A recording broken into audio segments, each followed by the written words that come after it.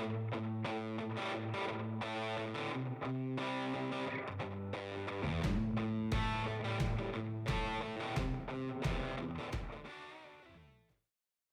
y'all, I'm Lauren and welcome to Cantina Cast. Today I am so excited to talk about Path of Vengeance by Cavan Scott. This is the second young adult novel in Phase 2 of the High Republic, so this is the sequel to Path of Deceit. And it's no surprise that I loved this book. I think I've yet to not like something that Cavan Scott writes, so I went into this one like very excited, very hopeful, and it delivered on what I thought it was going to. So I highly recommend this book. If you aren't planning on reading it, you should, especially if you're interested in the High Republic, especially if you're interested in Phase 2. This is the culmination of all of the stories that have been started up coming together for the most part. And speaking of that, in my sneak peek video that I made for Path of Vengeance, I also did talk about in that video pretty much like the books that I most recommend that you read before going into this one. There are some that are more important than others. I do think it's best if you're completely caught up with High Republic Phase 2 before going into this one. But if you're not completely caught up, my sneak peek video, it does explain like which books are the ones that you really need. So I'll link that down in the description below if you need that. But my general thoughts about the book, I kind of already got into some of them. I was too excited, I couldn't wait. But my general thoughts about the book are that this story, it is one of the most important stories coming out of Phase 2. It really does bring everything together. Some things that we've been wondering about are addressed, and we get some surprises as well. Some things that maybe we weren't expecting to come up, definitely some things that I wasn't quite expecting. But Cavan Scott does such a good job of explaining why characters are the way they are, what makes them that way. We see the progression of them becoming that way throughout the book. I'm not going to say any names right now. It was just a really well told story from start to finish.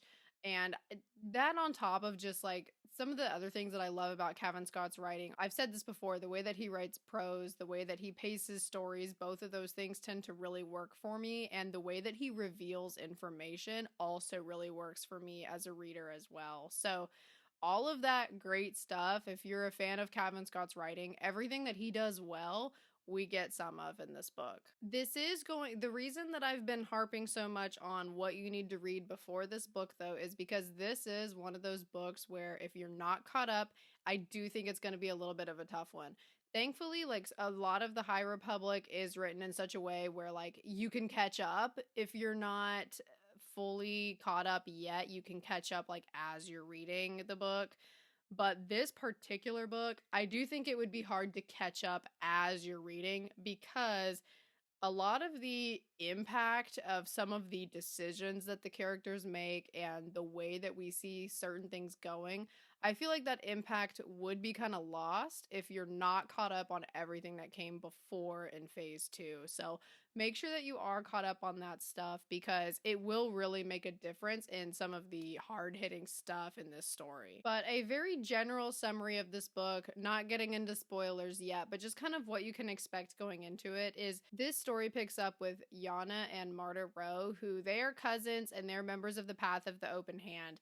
And we start off right before the Battle of Jeddah. We see a little bit of the Battle of Jeddah happening on page, and then the rest of the book, so most of the book, is the aftermath of everything that comes after.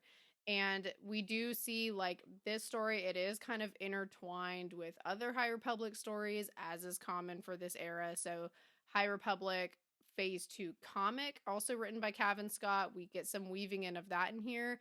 We also get some weaving in of Cataclysm by Lydia Kang, which is the second adult novel of Phase 2. But we're kind of seeing like how that event affected Yana and Marta Rowe, also how it affected some of the Jedi characters that we've already met in the High Republic comic. And we're seeing the Rowe cousins trying to come to terms with the reality of the direction that the path is headed in and how they feel about it. We're also seeing how they're dealing with the fact that at the end of Path of Deceit, the first YA novel of Phase 2, they both had romantic interests die suddenly and unexpectedly. And so they're also trying to deal with that as well.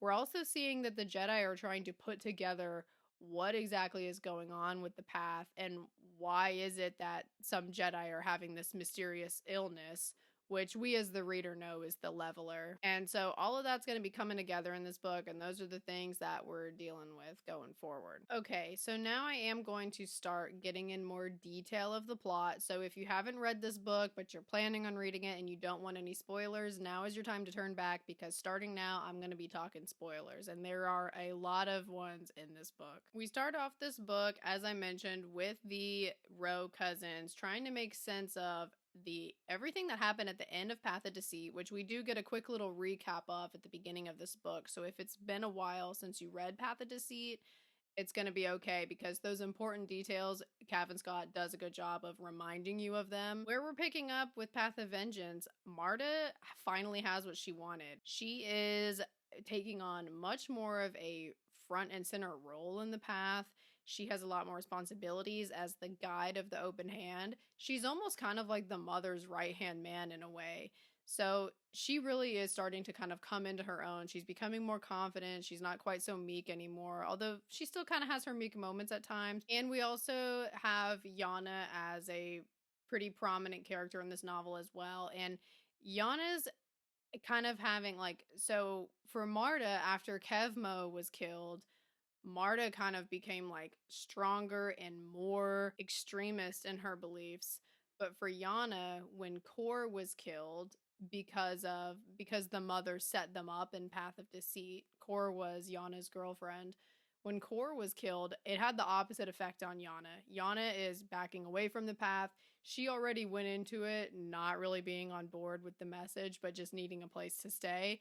But now, as time goes on, she's backing up even more. She's recognizing what's going on in the path as not good. And something else interesting that the Rowe cousins have in common is that they both are seeing the ghost of their former love interest. So it's not a literal ghost, and we can tell that it's not a literal ghost because Marta's ghost that she's seeing is very much like Kevmo is really mean to her in the way that he speaks to her, and he looks like a zombie, and obviously that's not how Kevmo was in life. Kevmo wouldn't have said the things that this ghost is saying to Marta. But Yana is having a similar experience where she's seeing the ghost of Kor.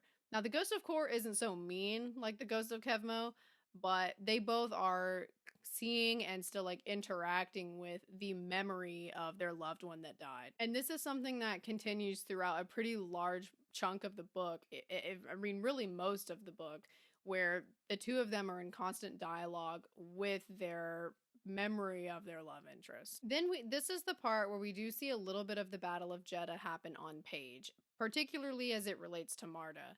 During the Battle of Jeddah, Marta does end up in a confrontation so she still has Kevmo's lightsaber, and she does use his lightsaber to kill someone. And in addition to that, she also has a moment where these carnivorous creatures that were let loose by a little kid, this is something that was explained in the Battle of Jeddah audio drama as well, but these carnivorous animals that were let loose, they also corner Marta and the mother at one point, and a third path member who is with them, and Marta loses it because they're about to get killed by these things, so I understand why she loses it. But she attacks him with her bare hands and teeth and rips the creature up. And so that is a very that's a pretty strong example of Marta's whole way she goes about things is changing. During the Battle of Jeddah, Marta meets Bocano. That's the third path member that's with Marta and the mother when they're attacked. And the way that she meets him is he's getting beat up by some people during the battle as well, and she rescues him, and that's how she ends up killing the guy, is when she's rescuing Bocana. They end up hitting it off pretty much immediately, and they become friends. Even though Marta is cautious of him in the beginning, the longer that they know each other, she starts to trust him a little bit more and more, and they even start training together at one point. After the Battle of Jeddah is over, the mother has some interesting reactions. So first, the mother tells Yana, "You need to get the Rod of Daybreak and bring it to me, and don't come back here until you do." So the mother now fully understands the importance of the Rod of Daybreak. It's pretty much essential for being able to have full control of the leveler. Right now, she only has the Rod of Seasons, which we find out throughout the course of the book, it sounds like the Rod of Seasons by itself does help. Like, it does make a difference in controlling the leveler. But to have full control, you do need both halves. So you need the Rod of Seasons and the Rod of Daybreak. And so that's why the mother is so adamant to Marta. I mean, not to Marta. The mother is so adamant to Yana about, you need to get this and bring it to me, and this is like your priority now. The other thing that she does is she makes a statement, who Marta helps her come up with this idea, that the Herald was actually the one that started the battle, which is a complete lie. The Herald was only acting based on what the mother instructed him to do, but they do use him as a scapegoat because of the stunt that he pulled at the convocation in the High Republic comic. So he ends up being arrested, and he is in custody for a little while. And so the mother is just completely acting like the Herald has his own splinter group, and she's acting like, to the public, she's acting like she had absolutely nothing to do with the battle, but it was her that planned the whole thing. Then we end up catching up a little bit with some of the characters from the High Republic comic, and I really like these characters. We have Maddie, who is a Padawan, Vildar Mac, who is Maddie's new master. We also have Tay Sirek, who is, as I like to say, a scoundrel with a heart of gold. And then we also have Olivia, and who is also a Jedi. And these characters, this is one reason I kept saying read the High Republic comic, make sure you're caught up on it, is because that is where we get to know these characters the most, is in that comic. Especially Vildar Mac and Tay Sirek. They don't really have a huge role in this book. We just see them a couple times. And Tay Sirek is one of my favorite characters from Phase 2. So he's definitely, he alone is worth the read for the High Republic comic. But when we catch up with them, Maddie is bringing the Herald food in his jail cell, and she's dealing with the passing of Master Liban, who was killed by the leveler. And Maddie's just really having a tough time coming to terms with like the state of things, which is understandable because she's still just a Padawan at this point. But Olivia does ask Maddie to come with her to Dalna to do some digging, because of course the path of the open hand is based on Dalna, and so Maddie is going to go with Olivia. Maddie is a little bit hesitant about this because Maddie isn't super comfortable around Olivia. They don't really know each other super well, and Olivia's a little bit standoffish. But she does agree to do it because it's the right thing to do, and it's what's being asked of her. So she's going to go. But before she goes, her new master, Vildar Mac, asks her to keep an eye on Olivia because he has a sense that Olivia is keeping something from them.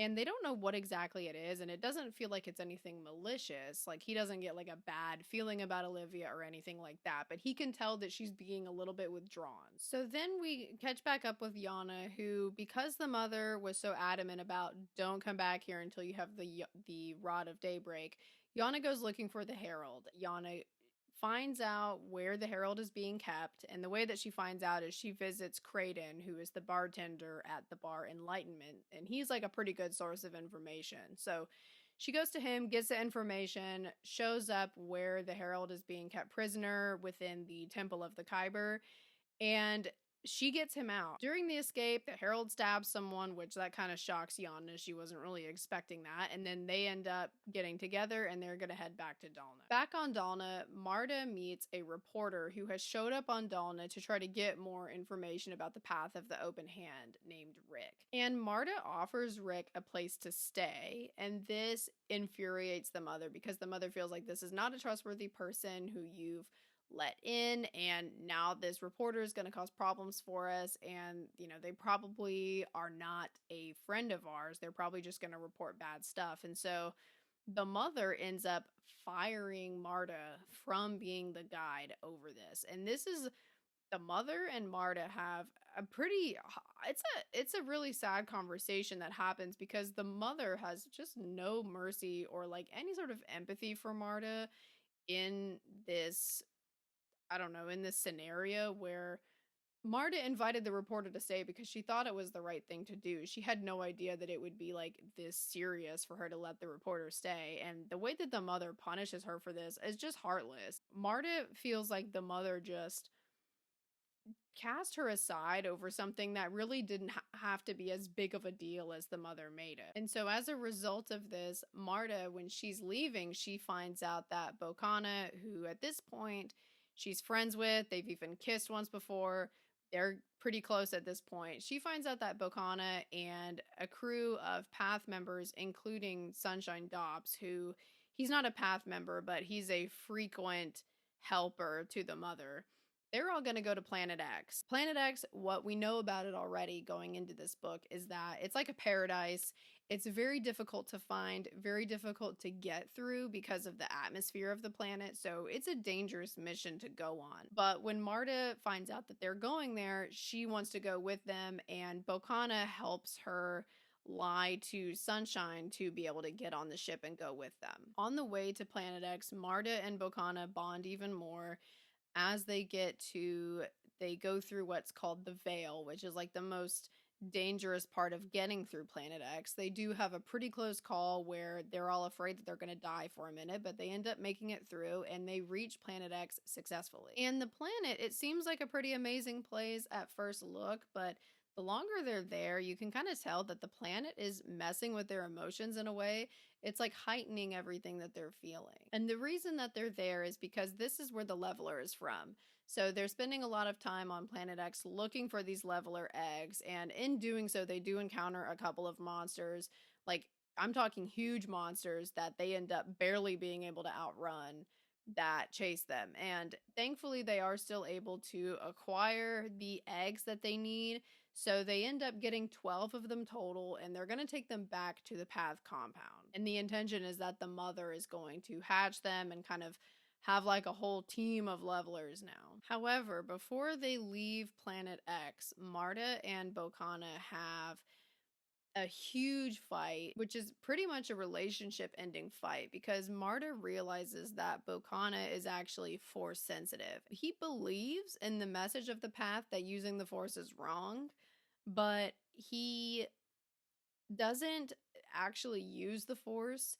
And for a long time, he wasn't even 100% sure if he even was force sensitive. Like, it sounds like he wasn't even certain that he was force sensitive until they reached Planet X. Marta was very frustrated with him she felt like he was lying to her, but really he wasn't lying because he didn't even really know himself. But sadly, after Bocana does use the force unknowingly to lead them to the eggs and they get those 12 eggs, there are a couple of encounters with some big monsters, and Bocana has to sacrifice himself to one of the monsters in order for the rest of the path to be able to take off in the ship. And so this is now the second person that Marta has lost. Meanwhile, while Marta is on Planet X, Yana returns to Dulna, and she does one thing that the Herald asked her to do as well, is to check on his wife, who is very sick, and she was sick before the Herald left, and so he's concerned that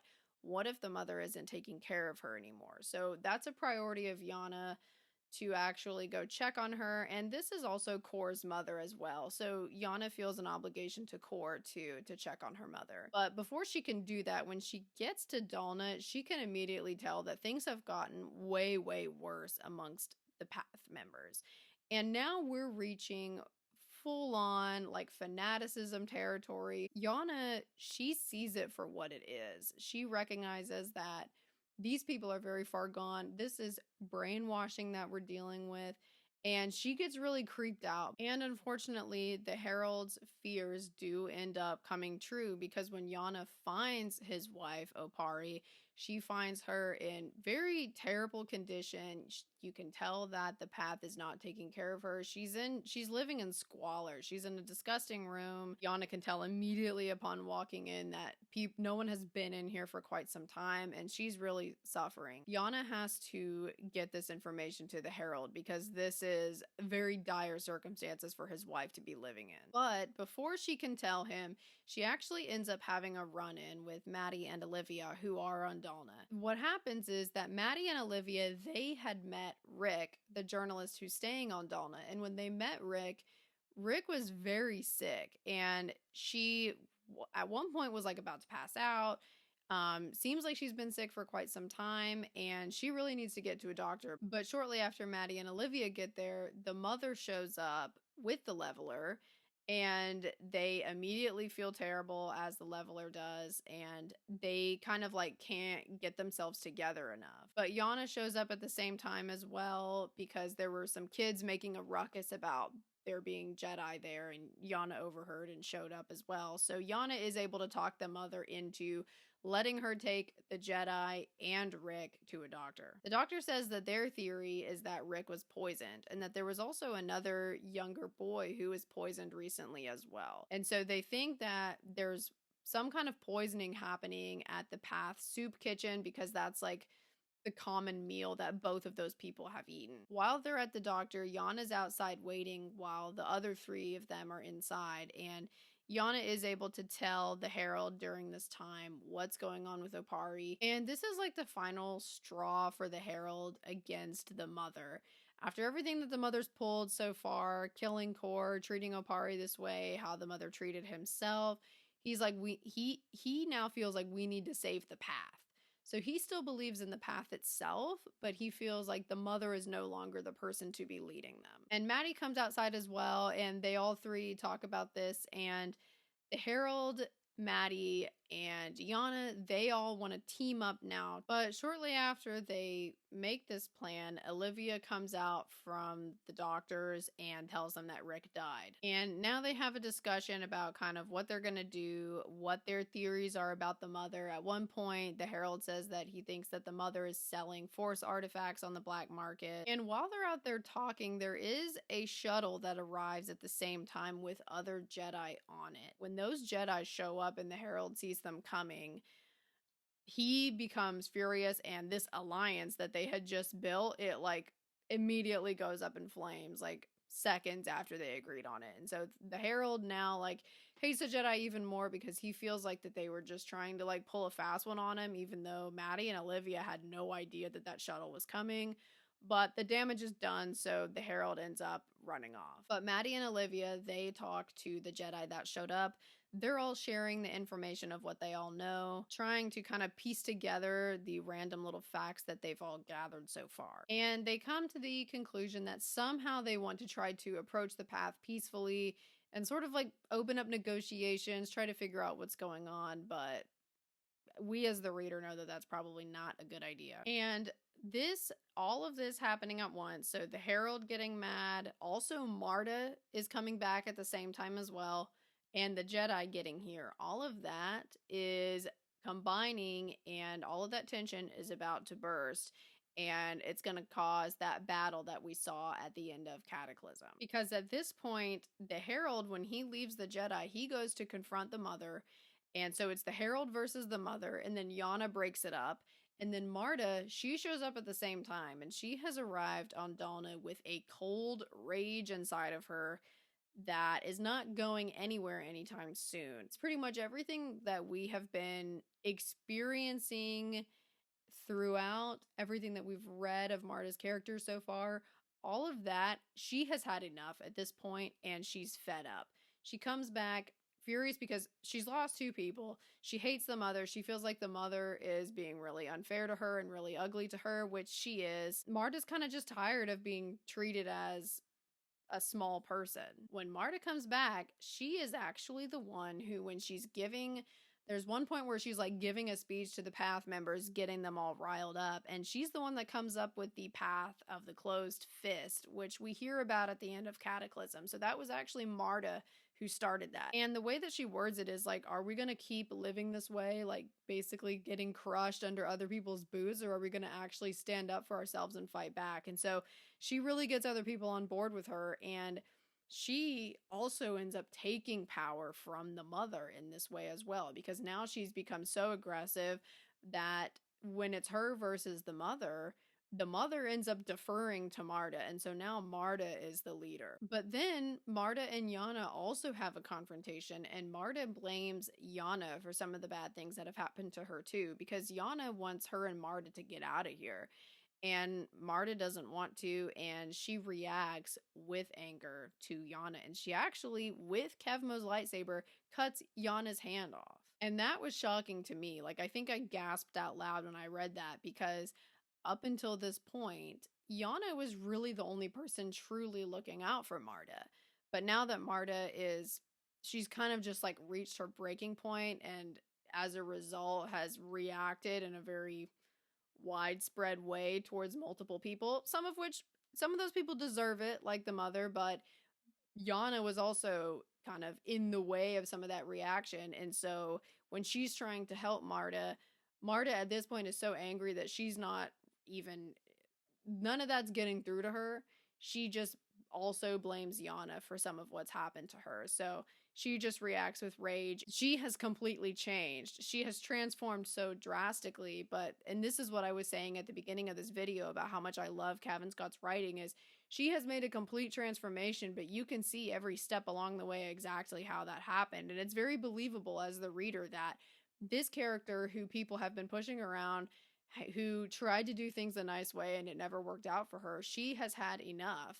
And even though, of course, we're never going to agree with her, we can see the parallels between her and Markion Ro, which I'm sure we'll kind of learn more about going through the High Republic. So obviously, like, we know she's a bad person, but we can see exactly why she became who she became. But after she cuts Yana's hand off, Yana is forced to flee, and Yana does feel bad for not telling the Jedi about the levelers, but at this point for Yana, she's in a position where it's like, either I need to get out of here or I'm gonna get killed. So she ends up fleeing. And now all of the levelers are hatching. Marta has both sides of the rod, so she is able to fully control them. And Marta feels like she's almost like developing like a strong companionship with the levelers as these scenes are going on, because she feels like the levelers are serving the will of the Force by killing the Jedi. They're trying to bring balance to the Force, and so she really has like a connection with them in this way. Technically, the leveler is just like the main big one, like the oldest one that's been with them this whole time. But the rest of the babies are the nameless. So I think the way that it works is the nameless is the species, and the leveler is the name of like that main one. And when all of the nameless and the leveler, they go into the tunnels where the Jedi currently are, and some of the Jedi are killed. Maddie has a close call but is okay. And another Jedi who is in the tunnels with Maddie, who is around her age, is named Aslan, and he has a close call as well. He has an even closer call than Maddie does, and the effects of the leveler end up staying with him for a while afterwards. Then Marta's looking at the security camera at one point, and she sees on video, she sees a live feed of Yana taking a bag of explosives from a kid. And what Yana sees, and this is what happens when Yana is in the process of trying to get out of there. She runs into this kid who's carrying around a bag of explosives, and she feels the need to intervene and not just like let this kid collapse all of the tunnels, which is what the intention is. And so Marta sees this on the feed, and she thinks that Yana is hurting this kid. She doesn't understand like the full story, which is that the mother instructed the kid to plant bombs in the tunnel. And so Marta goes and finds Yana and the kid, and they end up having another confrontation. But this one is a little bit more successful on Yana's part. And Yana and Marta, they do decide to temporarily kind of help each other out, but they are still cautious of each other because they know that they have different goals. But when they're doing this, they have a close call where the leveler goes after a kid, and this infuriates Marta because She's really good with kids. She's always enjoyed working with kids, as we see her doing in Path of Deceit. And when the leveler goes after the kids, that shifts Marta's way of thinking. And now she realizes that these creatures are too dangerous. And Yana has a conversation with Marta, which is like, that kid was force sensitive. That's why the leveler went after him.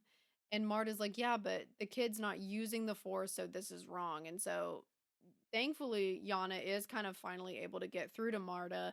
And Marta is at least able to accept that, like, just because you're force sensitive, that's not like a sin. But if you're using the force deliberately, that's what the actual issue is. And so, because of that, Marta's attitude towards the leveler in the Nameless shifts. Marta ends up having one last confrontation with the mother, and when she's fighting the mother, Olivia and Maddie also show up. And the reason that happens is because the Herald, who they had captured and they had him in cuffs, he was leading them to the last place that he had seen Marta. So they all get to the mother's room at the same time. And this confrontation ends up being very revealing because we find out that the mother was actually force sensitive all this time, and she was using the force to manipulate people to follow her. And the way that we find out that she's force sensitive is because one of her arms has like turned to stone, like as if the leveler had partially fed off of her. And at this point, I'm not super confident in this explanation. I'm hoping it gets outlined for us a little bit more going forward. But I think that the reason that they couldn't completely, it sounds like the reason that they couldn't completely kill her is because she did have the rod, which protected her. But I think during the short period of time where she only had that one half of it, I almost wonder if the leveler was able to like partially feed off of her, because we know that the rod could only partially control the leveler if she only had half of it. So I'm like, is it possible that the leveler could only partially feed if you only had half of it? So I'm not super sure about that. That part, I hope it is outlined a little bit clearer because it wasn't super clear in the text from what I got out of it. But either way, long story short, the leveler has been partially feeding off the mother because she is force sensitive. We also find out that her motivation for leading the path and for getting the artifacts and selling them on the black market and all that stuff that she was doing is because she does hate the Jedi, but the reason that she hates the Jedi has nothing to do with don't use the Force. It's actually because her sister, who we find out in this same conversation is Olivia, the same Jedi in the room with them right now. And that's what Olivia had been keeping from them that Vildar had sensed earlier on in the story. Olivia and the mother, they were sisters and they both were force sensitive, but Olivia was chosen to be a Jedi and the mother wasn't, because the mother wasn't good enough is how she says it. But really it sounds like Olivia was probably just the stronger one of the two. And it sounds like the mother, her only force ability that she had was manipulating people, which is not very Jedi. So not a surprise that they didn't choose her to join the order. And so that was pretty big to learn the mother's motivations that have been driving her this whole time. Because I know that this character throughout the High Republic has been kind of elusive in trying to figure out what her end goal actually is. And it turns out her end goal really was revenge against the Jedi, which I guess matches with kind of like what we thought we knew about her so far.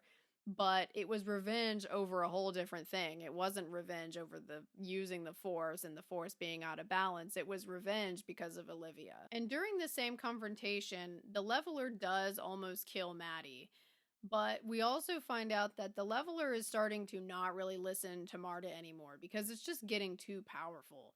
And so Marta's having a difficult time controlling the leveler and all of the Nameless. And so Marta actually stops the leveler from eating Maddie, because the only thing that saves Maddie is the fact that Marta doesn't want the leveler already getting more powerful than it actually is, because of the close calls that already happened earlier with the kid. The Jedi end up leaving that confrontation okay. After this, Marta and Yana, they're back together again, and Marta ends up sacrificing herself and has Yana actually blow the tunnels that because of from the explosives that were placed there earlier, because she wants to kill all of the Nameless. She's trying to cull them because she realizes now that this whole situation is just out of control. Marta does end up sacrificing herself with the Nameless in an attempt to kill them all. And when Marta makes the sacrifice, her and Yana are actually able to